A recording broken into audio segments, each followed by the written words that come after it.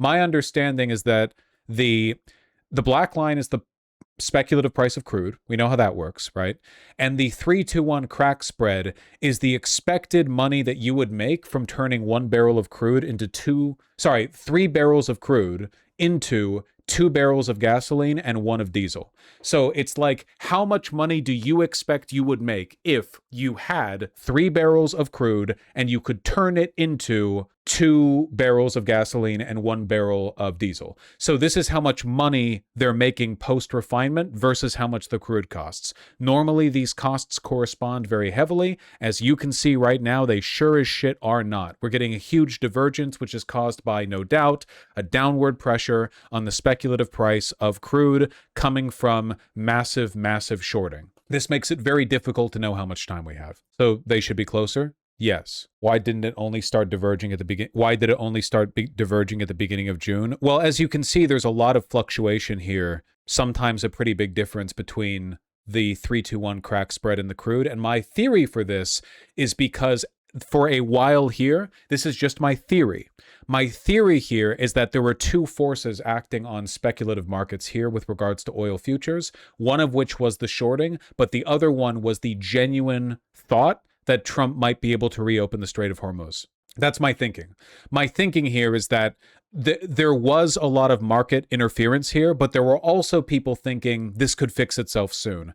Now we're on the other side of that, where we still have massive shorting, but nobody thinks the situation's going to be resolved because the best hope for it, the memorandum, I mean, we're literally like nothing's been fixed. Well, I think they're letting some crude out through. They're letting ships out of the Persian Gulf, but like we're no closer to getting a deal with Iran than we were at the beginning of this conflict. So I think it could be more shorting. It could be like refinement needs to crack up and it's not going fast enough. I don't know. It's very complicated. For real, is the red line going up bad? I don't understand.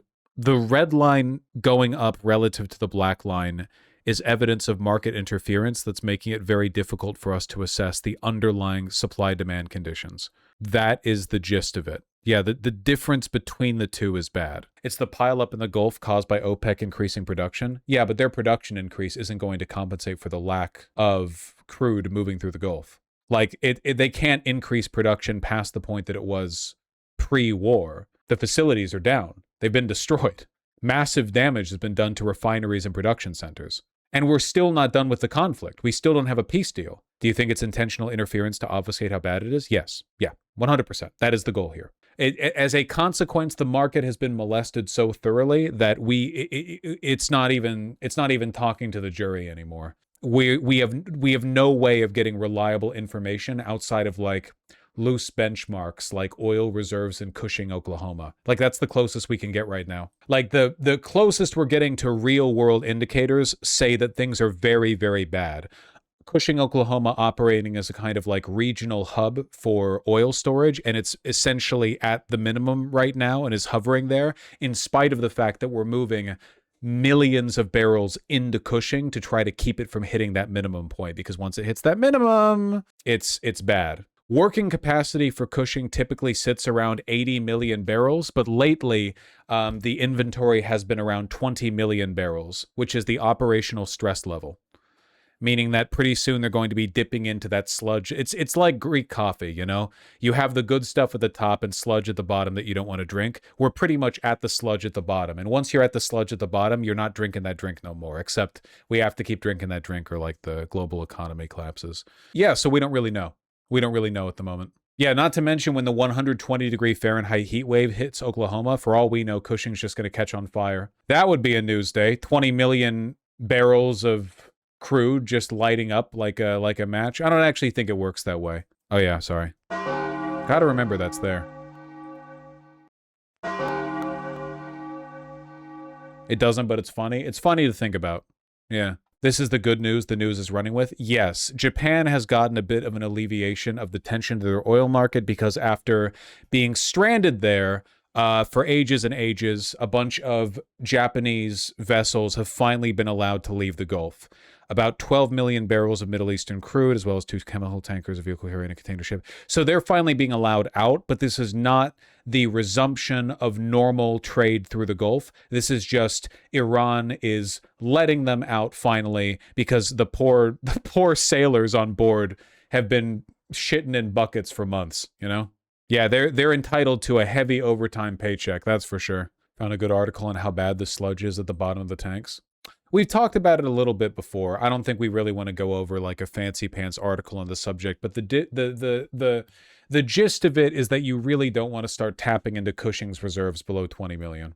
Meanwhile, CNN, OPEC is in a struggle for its survival. It could mean $40 oil. They're price suppressing, oh god, no. That's all they've been doing, dog.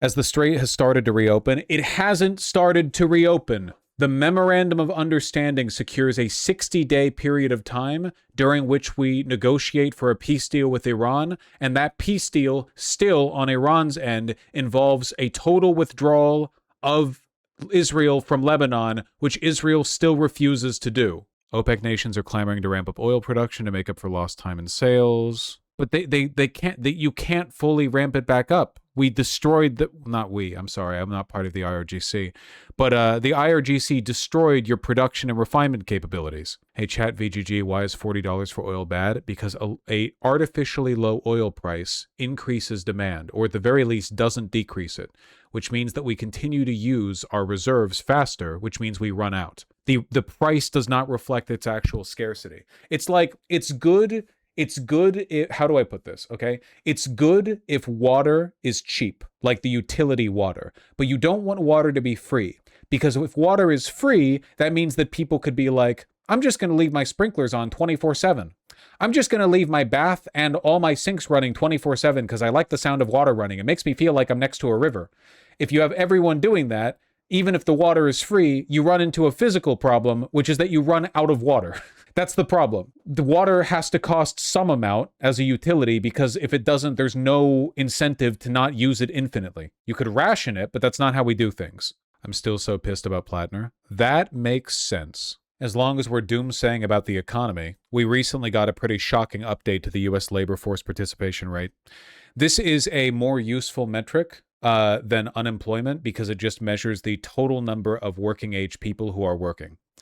U.S. labor force participation rate among 25 to 54-year-olds dropped by 0.6 percentage points in June, the second largest monthly decline on record going back to the 1940s. The only highest single-month decline was, of course, the COVID lockdown. Layoffs? People aren't even looking for work. I'm not? Well, there you go. I'm looking for work. If you're looking for work, you're counted among unemployment statistics. The data doesn't look all that bad if you look at it on a long enough time scale, though you do see some worrying trends. This chart is from 2016. Labor force participation rate. It's interesting. It's because it's a little bit difficult to get a clean read on the data. For example, America's economy was quite robust back here when we had, on average, a lower labor force participation rate, which is interesting. And then we had a much higher one throughout the Reagan and Clinton years. And then since 2008, it's just been going down and down and down. Here's a recent chart. You can tell when COVID happened. Since 2008, there's been a substantial drop in the labor force participation rate, slow recovery, then COVID happened.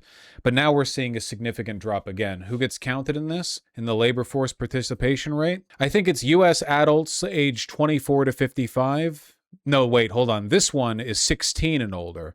Where is this data from? Fred, hold on. Fred, labor force. Number of people in the labor force as a percentage of the civilian non-institutional population that is either working or actively looking for work. So it's basically a measurement of how many people have checked the fuck out of the economy in the labor force. So that means adults. I'm assuming 18 to retirement age for this particular chart. We're more looking at like relative info than we are raw numbers here. Look at how much it's dropped since Trump too. Trump took office right here at the beginning of 2025, and since then it's dropped by an entire 1.2 percentage points, which doesn't seem like a lot, but 1.2% of the U.S. labor force is like, Jesus Christ, what are we talking about here? Like 2.5 million people who have just dropped out of the labor pool? Not great.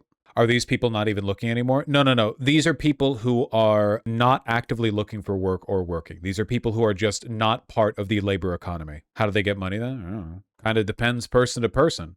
Live with their parents. What am I, psychic? Does it include children and teens too? No, people in the labor force probably doesn't refer, well, percentage of the civilian non-institutional population. It might include young people.